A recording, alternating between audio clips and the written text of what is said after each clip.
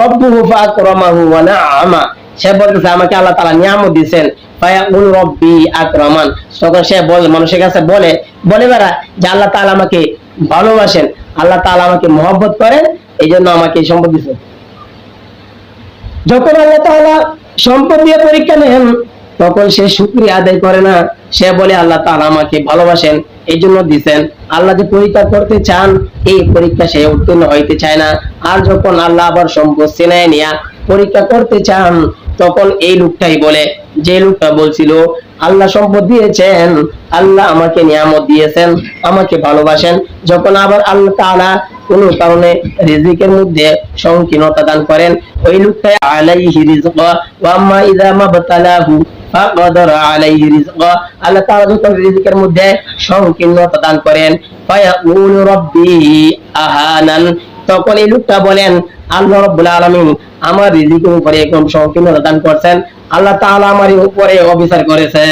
নাউজুবিল্লাহ। তখন আল্লাহকে দোষারোপ করে। যখন আল্লাহ সম্পদ দেয়, ক্ষমতা দেয়, তখন কয় আল্লাহ আমার নিয়ামত দিয়েছে, আল্লাহ আমাকে নিয়ামত দিয়েছে। যখন ছিনিয়ে এনে বলে আল্লাহ আমার সাথে অবিচার করছে, আল্লাহ আমার সাথে অবিচার করছে। এই মুফাসসিরগণ বলেন তারা এটা বুঝাইতে চায় যে তার এই সম্মান পাওয়াটা, এই টাকা পয়সা পাওয়াটা তার প্রাপ্য ছিল, আল্লাহ তাআলা ছিনিয়ে নিয়েছেন, এই কাজটা ঠিক করে নাই।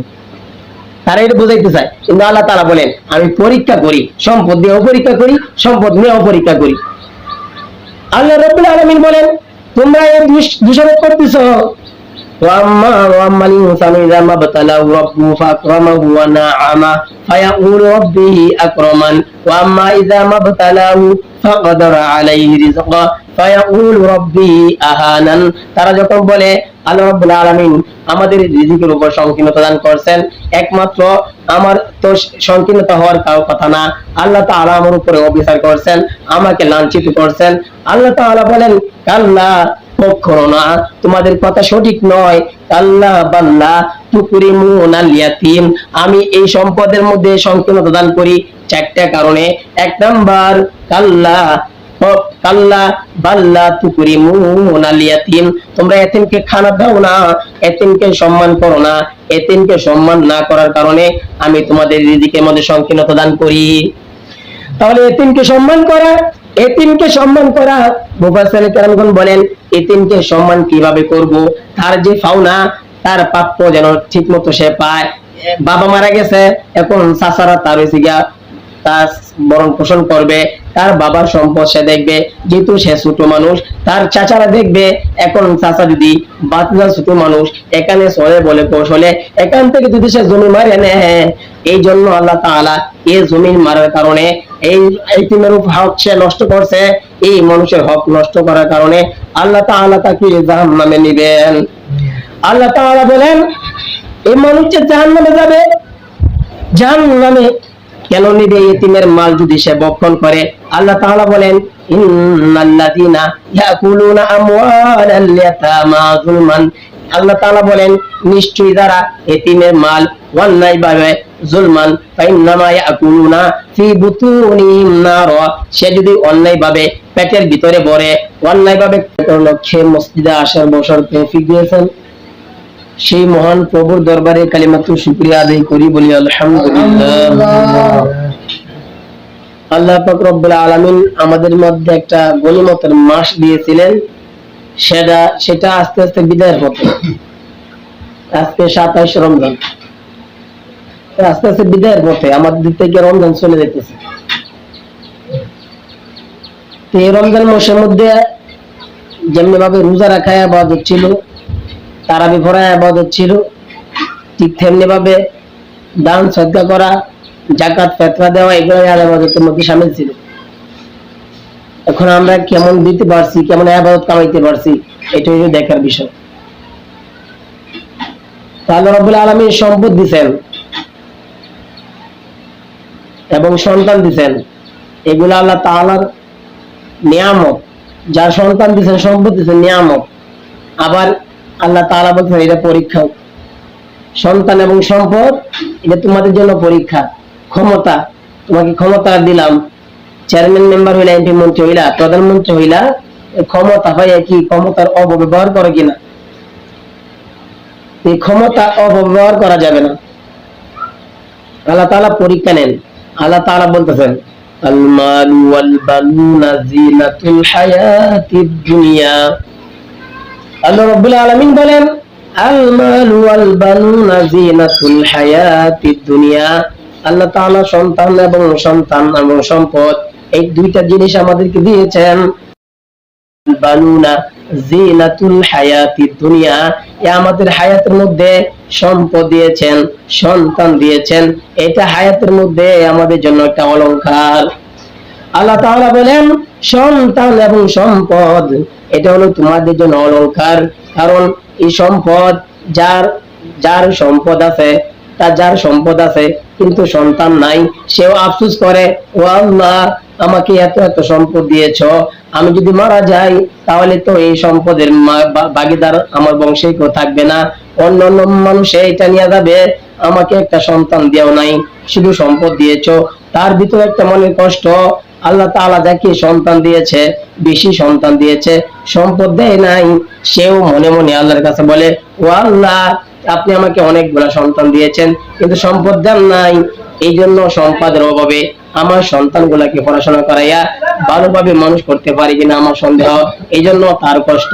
এই জন্য আল্লাহ তাআলা বলেন আল মাল ওয়াল বানুনা জিনাতুল হায়াতিদ দুনিয়া, সম্পদ এবং সন্তান এটা হলো দুনিয়ার অলংকার, এটা হলো দুনিয়ার শোভা। তাহলে আল্লাহ তাআলা বলতেছেন সম্পদ এবং সন্তান তারা হলো দুনিয়ার অলংকার। এবং অন্য আয়াতে আল্লাহ তাআলা বলেন ইন্নামা আমওয়ালুকুম ওয়া আওলাদুকুম ফিতনা। আল্লাহ তাআলা বলেন সম্পদ এবং সন্তান এটা হলো তোমাদের জন্য পরীক্ষা, তোমাদের জন্য ফিতনা। তাহলে আল্লাহ এক জায়গায় বলতেছে সম্পদ এবং সন্তান তোমাদের জন্য অলংকার, আরেক জায়গায় বলতেছে সন্তান এবং সম্পদ তোমাদের জন্য পরীক্ষা। এইসব পরীক্ষা কেন হয়? কারণ মানুষ যে গুনাহ কাজ করে, যত অন্যায় কাজ করে, এই দুইটার কারণে করে, বেশিরভাগ দুইটার কারণে করে। এক হলো সন্তান আর এক হলো সম্পদ। এই সন্তান এবং সম্পদের কারণে মানুষ গুনাহ করে। একটা মানুষ সুদ খায়, ঘুষ খায়, জিজ্ঞাসা করা হয় কেন ঘুষ খান সুদ খান, আমি এত এত টাকা কামাই করিয়া রুজি করিয়া রোজগার করিয়া সঞ্চয় করে যাইতেছি যাতে করে আমার সন্তানেরা তারা যেন আরাম আয়েশে খাইতে পারে। এই সন্তানের সুখের জন্য বাবা হারাম হালাল তারা খুঁজে না, যেটা সামনে পায় সেটাই খায়, সেভাবে সে টাকা সঞ্চয় করে। এই জন্য বোঝা যায় সম্পদ সঞ্চয় করে একমাত্র সন্তানের কারণে, সম্পদের কারণে এবং সন্তানের কারণে। এই দুটো হলো ফিতনা। এই জন্য আল্লাহ তাআলা বলেন ইয়া ইন্নামা আমওয়ালুকুম ওয়া আওলাদুকুম ফিতনা, সম্পদ এবং সন্তান তোমাদের জন্য ফিতনা, তোমাদের জন্য পরীক্ষা। তাহলে আল্লাহ রাব্বুল আলামিন আমাদেরকে পরীক্ষা করেন, আমাদেরকে সম্পদ দিয়ে পরীক্ষা করেন।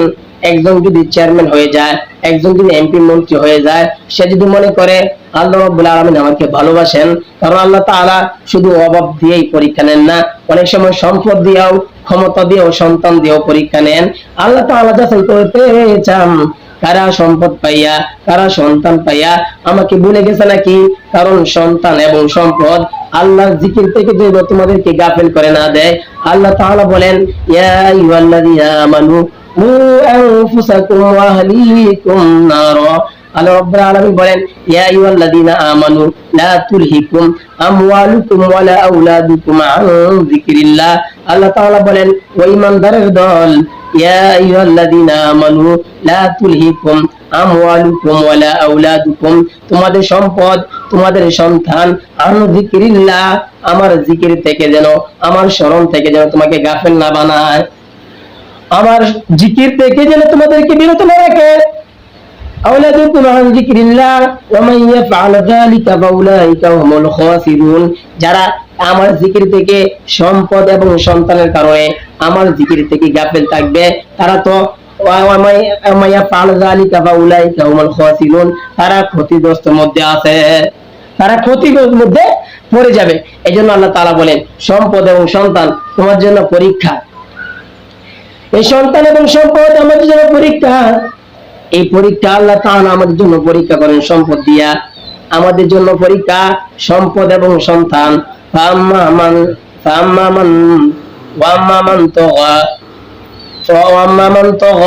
আল্লাহ রাব্বুল আলামিন বলেন তোমরা সীমা লঙ্ঘন করিও না, কারণ সবাইকে একটা সীমা রেখা দেওয়া হয়েছে, তোমরা সীমা লঙ্ঘন করিও না।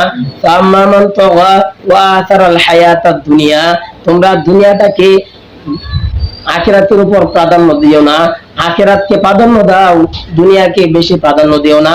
ফাইনাল জাহিমা হিয়াল মাওয়া, আল্লাহ রাব্বুল আলামিন বলেন এইটা যারা দুনিয়াকে প্রাধান্য দেয়, আখিরাতকে ভুলে যায়, ফাইনাল জাহিমা হিয়াল মাওয়া, তাদের আবাসস্থল হলো জাহান্নাম, তাদের আবাসস্থল হলো জাহান্নাম। ফাইনাল জাহিমা হিয়াল মাওয়া ওয়া আম্মা মান খাফা মাকাম রাব্বিহি ওয়া নাহান নাফসা আনিল হাওয়া, যারা নিজেকে আল্লাহ রাব্বুল আলামিনের ভয়ে, নিজেকে আল্লাহ রাব্বুল আলামিনের কি ভয় করে, আল্লাহর ব্যাপারে সে ভয় রাখে, ওয়া আম্মা মান খাফা মাকাম রাব্বিহি ওয়া নাহান নাফসা আনিল হাওয়া, তার মনকে তার নফসকে যেমনি সেমনে চালায় না, রবের উপর সে ছেড়ে দেয়, ফাইনাল জান্নাতা হিয়াল মাওয়া, আল্লাহ রাব্বুল আলামিন বলেন তার স্থান আবাসস্থল হলো জান্নাত। সুবহানাল্লাহ। তাহলে সম্পদ এবং সন্তান আল্লাহ রাব্বুল আলামিন এক জায়গায় বলছেন অলংকার, আরেক জায়গায় বলছেন ফিতনা। আমরা মনে করি আল্লাহ তাআলা আমাদেরকে সম্পদ দেন, আমাদেরকে ভালোবাসেন, এর জন্য আমাদেরকে সম্পদ দেন। আল্লাহ রাব্বুল আলামিন বলেন না না, তোমাদেরকে ভালোবাসার কারণে সম্পদ দেওয়া হয় না, কারণ তোমাদেরকে পরীক্ষা করার জন্য দেওয়া হয়। কারণ কে আল্লাহ রাব্বুল আলামিন কারণকে এত সম্পদ দিয়েছেন, আল্লাহ তাআলা কিন্তু কারণকে ভালোবাসে না। এই কারণে একটা ঘৃণিত নাম, কোন গরিব মানুষকে যদি বলা হয় তোমাকে মাসে 1000 করে টাকা দেওয়া হবে, তোমার ছেলের নাম কারণ রাখো, বলবে না না আমার কারণ রাখা দরকার নাই, কারণ এটা এমন একটা নাম, সেটা ঘৃণিত নাম। আল্লাহ রাব্বুল আলামিন তাকে অনেক সম্পদ দিয়েছেন, আল্লাহ তাআলার রাস্তায় দান করে না, যাকাত দেয় না। মুসা আলাইহিস সালাতু ওয়াস সালাম যখন দাওয়াত দিলেন তোমার যাকাতের পরিমাণ এত হইছে, তখন সে যাকাত জন্য না দেওয়ার আগে মুসা নবীর বিরুদ্ধে সে ষড়যন্ত্র শুরু করছে। একটা খারাপ মহিলা ভাড়া করিয়া মুসা নবীর বিরুদ্ধে লাগাই দিছে, মিথ্যা কথা বলবা, বলবা আমার সাথে জিনা করছে, নাউযুবিল্লাহ মিন যালিক। নবীর নামে অপবাদ, নবীর নামে অপবাদ। আল্লাহ রাব্বুল আলামিন এই কারণকে ধ্বংস করছেন, তার সম্পদ সহ এই জমিনটাকে গ্রাস করছে, কিয়ামত পর্যন্ত সে মাটির নিচে শুধু ডাবতেই থাকবে, ডাবতেই থাকবে। এই কারণকে আল্লাহ রাব্বুল আলামিন সম্পদ দিয়েছেন। এই সম্পদ কিন্তু মহব্বতের কারণে নয়, আল্লাহ রাব্বুল আলামিন পরীক্ষা করতে চান, এই পরীক্ষার কারণে তাকে সম্পদ দিয়েছেন। আমরা মনে করি আমাদেরকে সম্পদ দেন, আমাদেরকে আল্লাহ তাআলা ভালোবাসেন, আমাকে নিয়ামত দিয়েছেন।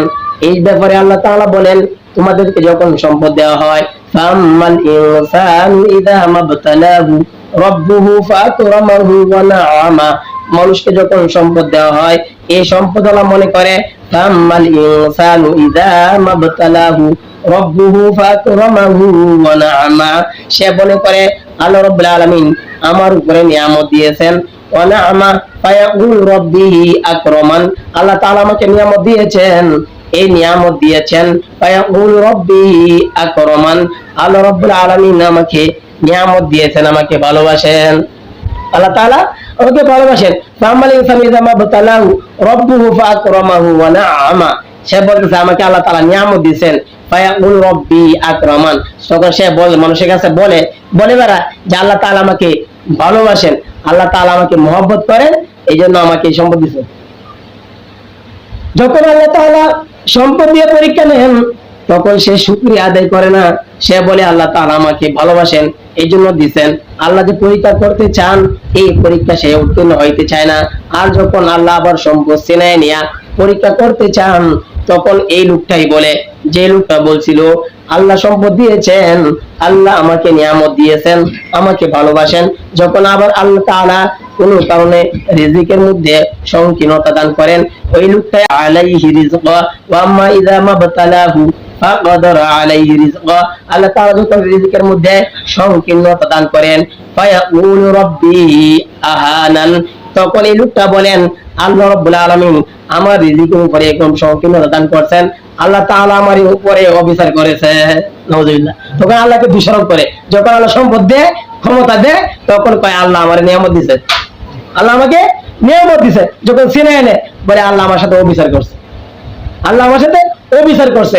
মুফাসসিরিন বলেন তারা এটা বুঝাইতে চায় যে তার এই সম্মান পাওয়াটা, এই টাকা পয়সা পাওয়াটা তার প্রাপ্য ছিল, আল্লাহ তাআলা ছিনায় নিয়েছেন, এই কাজটি করে নাই। তারা এটা বোঝাইতে চায়, কিন্তু আল্লাহ তাআলা বলেন আমি পরীক্ষা করি, সম্পদ দিয়েও পরীক্ষা করি, সম্পদ নিয়েও পরীক্ষা করি। আল্লাহ রাব্বুল আলামিন বলেন তোমরা এই দোষারোপ করতেছো, ওয়াম্মা লিনসানি ইযা মাবতালাহু রাব্বুহু ফাআকরামাহু ওয়া না'আমা ফায়াকুলু রাব্বি আকরামান ওয়া আম্মা ইযা মাবতালাহু ফাকাদারা আলাইহি রিজকা ফায়াকুলু রাব্বি আহানান। তারা যখন বলে আল্লাহ রাব্বুল আলামিন আমাদের রিজিকের উপর সংকীর্ণতা দান করছেন, একমাত্র আমার তো সংকীর্ণতা হওয়ার কারো কথা না, আল্লাহ তাআলা আমার উপরে অবিচার করছেন, আমাকে লাঞ্ছিত করছেন। আল্লাহ তাআলা বলেন কাল্লা, কখনো না, তোমাদের কথা সঠিক নয়। কাল্লা বাল্লা তুকরিমুনাল ইয়াতীম, আমি এই সম্পদের মধ্যে সংকীর্ণতা দান করি চারটা কারণে। এক নাম্বার কাল্লা কাল্লা বাল্লা তুকরিমুনাল ইয়াতীম, তোমরা এতিমকে খানা দাও না, এতিমকে সম্মান করো না, এতিমকে সম্মান না করার কারণে আমি তোমাদের রিজিকের মধ্যে সংকীর্ণতা দান করি। তাহলে এতিমকে সম্মান করা, এতিমকে সম্মান করা, মুফাসসিরিন কেরামগণ বলেন এতিমকে সম্মান কিভাবে করব, তার যে পাওনা, তার প্রাপ্য যেন ঠিকমতো সে পায়। বাবা মারা গেছে, এখন চাচারা তার হইছে গিয়া তার ভরণ পোষণ করবে, তার বাবার সম্পদ সে দেখবে, যেহেতু সে ছোট মানুষ, তার চাচারা দেখবে। এখন চাচা যদি বাচ্চা ছোট মানুষ, এখানে চলে বলে কৌশলে এখান থেকে যদি সে জমি মারে নেয়, এই জন্য আল্লাহ তাআলা এই জমি মারার কারণে এই এতিমের হক সে নষ্ট করছে, এই মানুষের হক নষ্ট করার কারণে আল্লাহ তাআলা তাকে জাহান্নামে নিবেন। আল্লাহ তাআলা বলেন এই মানুষ যে জাহান্নামে যাবে, জাহান্নামে কেন নিবে? এতিমের মাল যদি সে ভক্ষণ করে। আল্লাহ তাআলা বলেন ইন্নাল্লাযীনা ইয়াকুলুনা আমওয়ালাল ইয়াতামা যুলমান, আল্লাহ তাআলা বলেন নিশ্চয়ই যারা এতিমের মাল অন্যায়ভাবে যুলমান ফাইন্নামা ইয়াকুলুনা ফি বুতুনিহিম নার, সে যদি অন্যায়ভাবে পেটের ভিতরে ভরে, অন্যায়ভাবে গ্রাস করে, ফি বুতুনিহিম নার ওয়া সায়াসলাউনা সাঈরা, আল্লাহ রাব্বুল আলামিন বলেন সে যেন এই এতিমের সম্পদ খায় নাই, ওয়া সায়াসলাউনা সাঈরা, সে যেন জাহান্নামের আগুন সে পেটের মধ্যে ঢুকায়। নাউযুবিল্লাহ মিন যালিক। তাহলে জাহান্নামের আগুন ঢুকানো যাবে না, জাহান্নামের আগুন এই এতিমের সম্পদ খাওয়া যাবে না। এই জন্য আল্লাহ তাআলা আমাদের রিজিকের মধ্যে সংকীর্ণতা কেন দান করেন?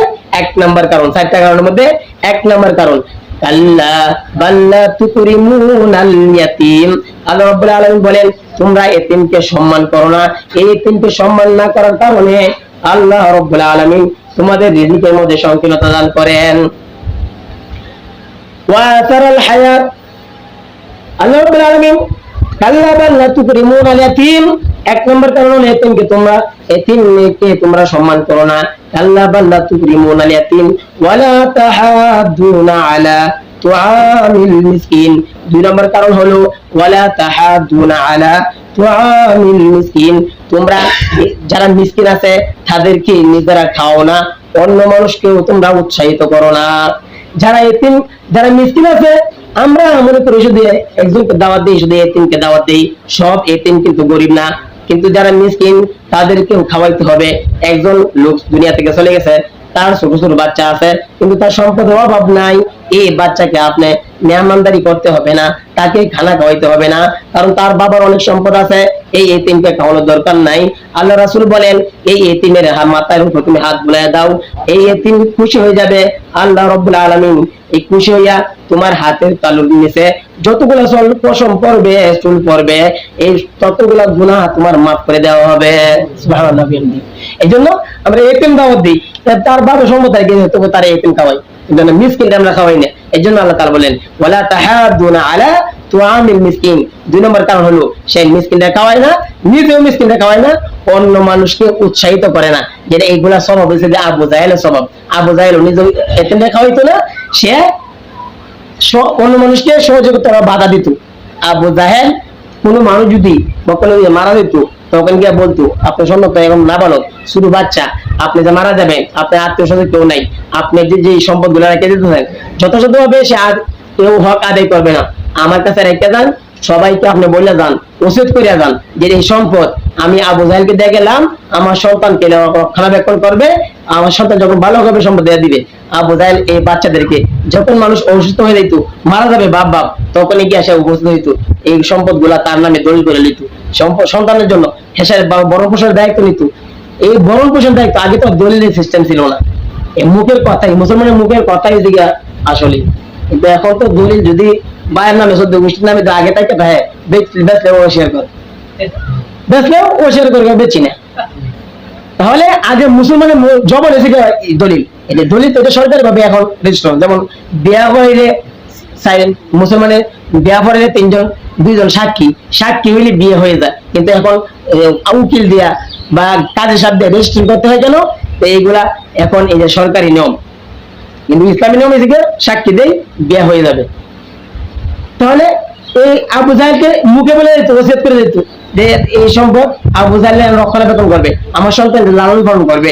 যখন সন্তান বালেগ হয়ে যেত, গিয়া বলতো আমার সম্পদ দেও, তখন গাদ্দুরে বার করে দিত,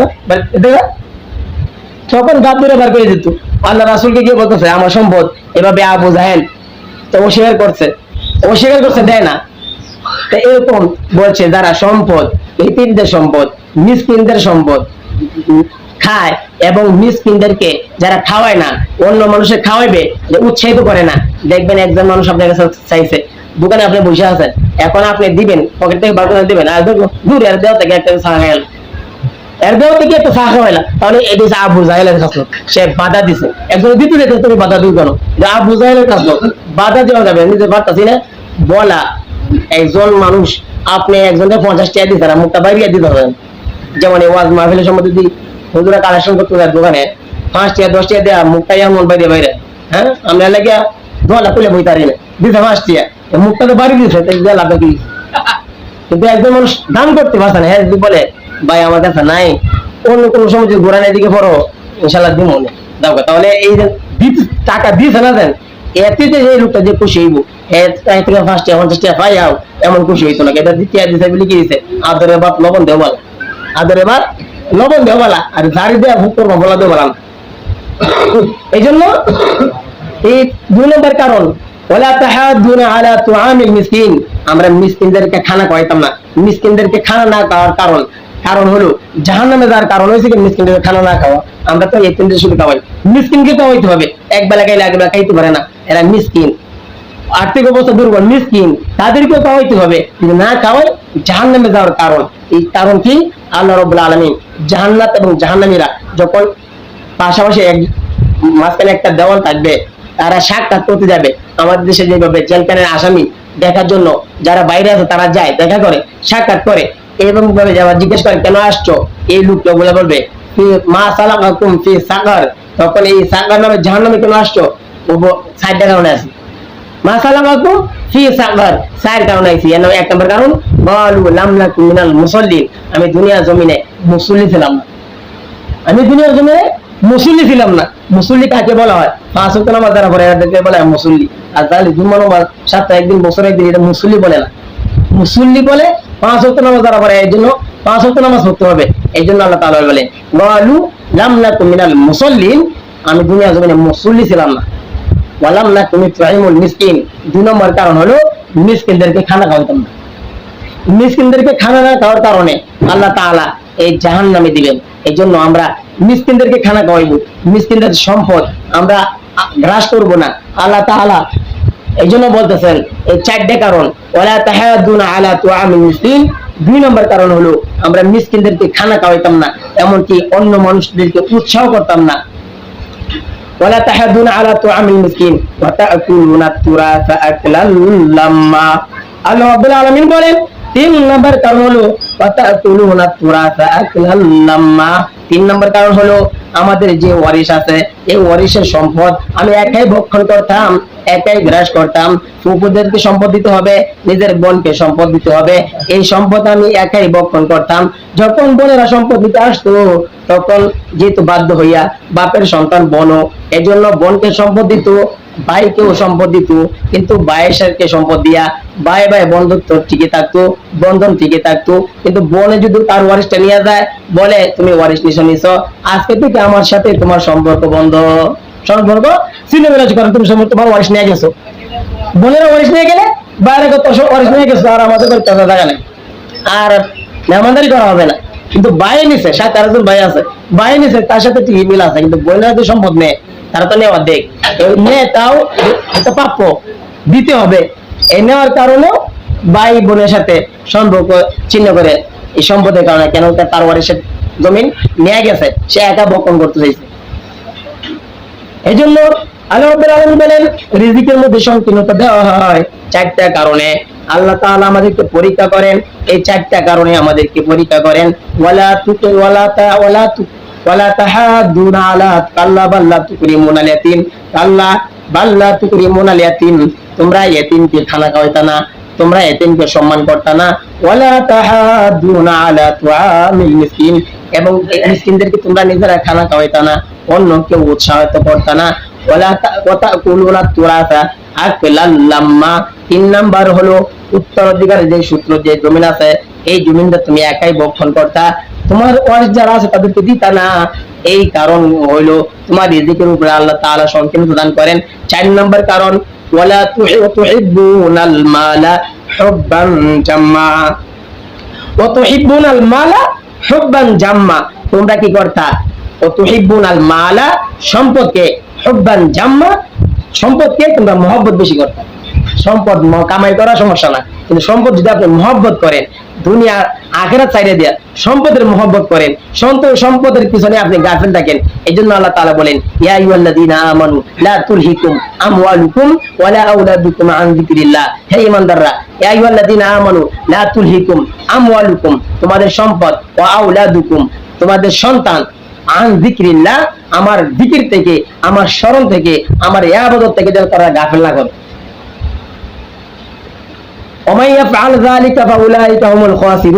যদি এরকম করো তাহলে তোমরা ক্ষতিগ্রস্ত হয়ে যাইবা, তাহলে ক্ষতির মধ্যে আমরা থাকবো।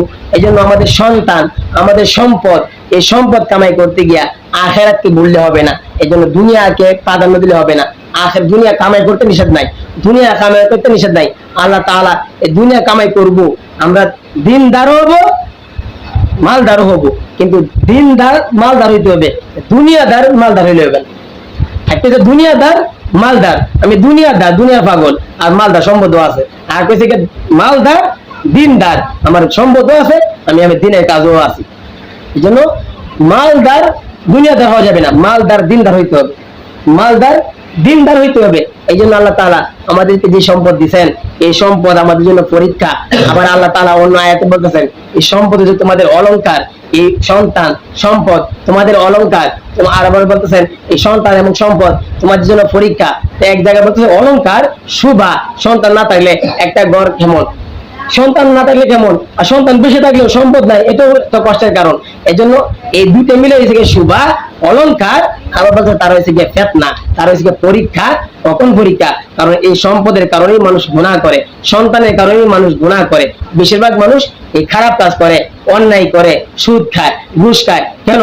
বেশি টাকা আমি সঞ্চয় করে রেখেছি ব্যাংকে, যেন আমার সন্তানরা সারা জীবন সুখে শান্তিতে কাটাইতে পারে। এই সন্তানের সুখের জন্য সে সুদের খাতা নাম লেখাইতেছে, ঘুষের খাতা নাম লেখাইতেছে, একই সাথে সরকারি চাকরি করতেছে।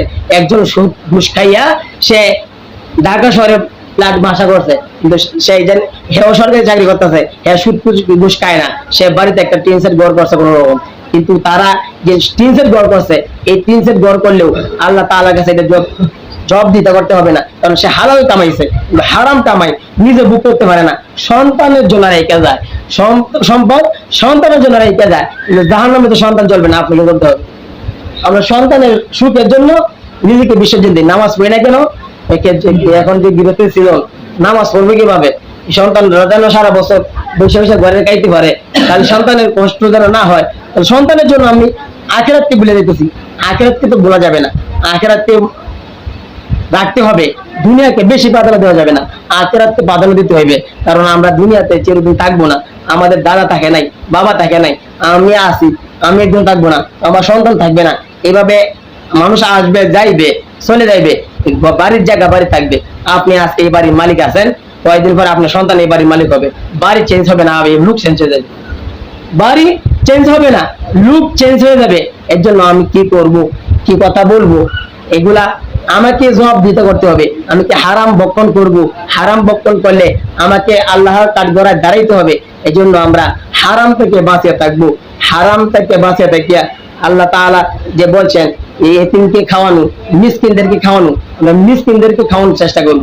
দেখা যায় এতিমদেরকে দাওয়াত দেয়, আমাদের মাঝে সব যায় এতিমের জন্য, যে 60 জন এতিমদের যদি বলা হয় গরিব আছে এর মধ্যে, তারা দেওয়া দরকার এতিম, দরকার এতিম, তাহলে বোঝা গেল যে মিসকিনদের খাওয়ানো মানে সবের কাজ, জাহান্নামে যাওয়ার কারণ মিসকিনকে না খাওয়াইলে, কিন্তু এই যে তাদের বুঝে আসে না, এতিমদের আমার দরকার এতিম, অথচ এতিম মনে করেন পূজা 5 6 7 8টা পাওয়া যাইব, বা গ্রামের মধ্যে 2 জন আপনি পাইবেন এতিম, দাওয়াত দিবেন, গিয়া দেখবেন আরো 4 বাড়ির দাওয়াত আছে, সর্বরাতের দাওয়াত বা ঈদের দাওয়াত, এর তো শুক্রবারে আরো বেশি দাওয়াত পড়ে না। আপনি গেলেন গ্রামের মধ্যে একটা পাড়ার মধ্যে একটা এতিম পাইছেন, কিন্তু হ্যাঁ তারা সাইডে দাওয়াত পায়, কিন্তু মিসকিন আছে এলাকার মধ্যে, পাড়া প্রতিবেশীর মধ্যে মিসকিন আছে, তারা চলতে কষ্ট হয়, তারা মানুষের কাছে হাত পাততে পারে না, যে আমরা সকালে খাইছি না, চাউল গুলো আছে এটা কর্য করে চলছি, এটা মানুষের কাছে হাত পাততে পারে না, কিন্তু তাদেরকে আমরা দাওয়াত খাওয়াই না, আমরা তাদেরকে দাওয়াত খাওয়াই না।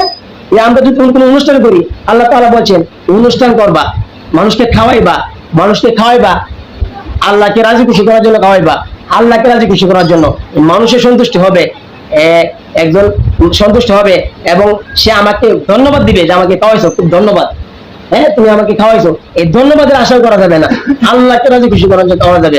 আপনি একটা অনুষ্ঠান করতেছেন, এই অনুষ্ঠানের মধ্যে দেখা যায় যারা মাতাওয়ালা বড় লোক তাদেরকে দাওয়াত দেওয়া হয়, গরিব মিসকিন যারা আছে তাদেরকে দাওয়াত দেয় না, যারা কত দিব তাই 100 দিয়ে দিব, আর যারা তো 500 1000 টাকা নিচে দিত না, তাহলে বাসা লোক দেখে দাওয়াত দেয়।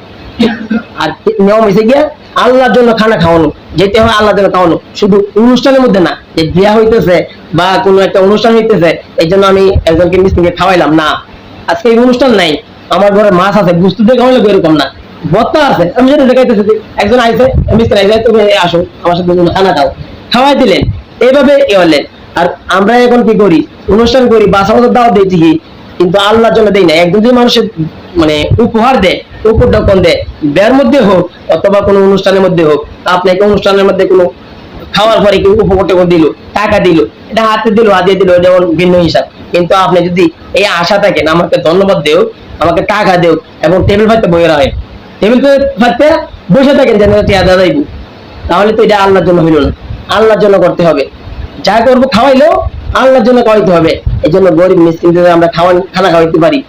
উসমান রাদিয়াল্লাহু তাআলা আনহু উনি প্রত্যেক দিন মেহমান ছাড়া খানা খাইতেন না, মেহমান ছাড়া খানা খাইতেন না, যে একদিন দাঁড়ায় রয়েছে উসমান রাদিয়াল্লাহু তাআলা আনহু মেহমান ছাড়া খাইতেছে না, মেহমান খাইতেছে না, খানা রক্ত চলে যেতে, এখানে খুব ভালো লাগছে বেশি। আল্লাহ তাআলা কি করছে, কিছু ফেরেশতা মুসাফির বানায় হাঁটাইতে রাস্তা দিয়ে বলতেছে তোমরা এদিকে আসো, তোমাদেরকে আমি খানা খাওয়াইবো, আমি এখন 2 অক্ট চলে যাচ্ছে, আমি এখনো খানা খাই নাই, তোমাদেরকে নিয়ে একসাথে মেহমানদারি করবো।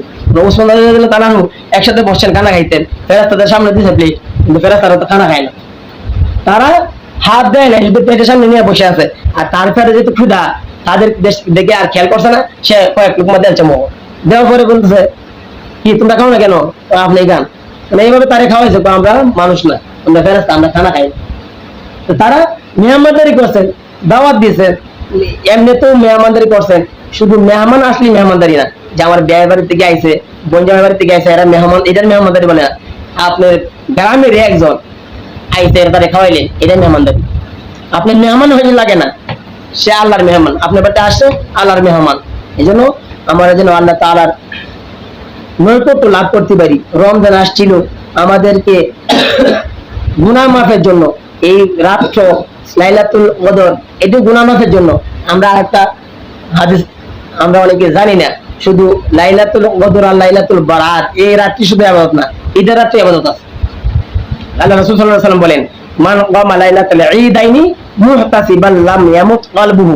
আল্লাহ তাআলা আল্লাহ রাসূল সাল্লাল্লাহু আলাইহি ওয়াসাল্লাম বলেন মান কামা লাইলাতুল ঈদাইনি, ঈদাইনি মানে ঈদ এই যে এক বছর, ঈদাইনি বহু বছর, 2 বছর, 2টা ঈদ, কুরবানি ঈদ এবং রমজান ঈদ, ঈদাইনি মান কামা লাইলাতুল ঈদাইনি মুহতাসিবান লাম ইয়ামুত কলবুহু। আল্লাহ তাআলা বলেন যারা এই রাতে, এই 2 ঈদের রাতে সওয়াবের আশায় ইবাদত করবে, লাম ইয়ামুত কলবুহু, তাদের কলব মরবে না। কবে মরবে না? লাম ইয়ামুত কলবুহু সুম্মা ইয়ামুতুল কুলুব, যখন দুনিয়ার সমস্ত মানুষের কলব মরে যাবে, যখন মানুষের কলব মরে যাবে এই কলব মরবে না যারা ঈদের দিন রাতে ইবাদত করছে। এই জন্য আমরা যেন বেশি বেশি ইবাদত করতে পারি, ইবাদত যেন আমাদের ছুটিয়ে না যায় এবং গুনাহমুক্ত যেন থাকতে পারি। যে কথাগুলো বলা শুনলাম প্রত্যেকে আমল করার তৌফিক দান করুন, আমিন। যারা সুন্নাত মেনে চলতে পারেন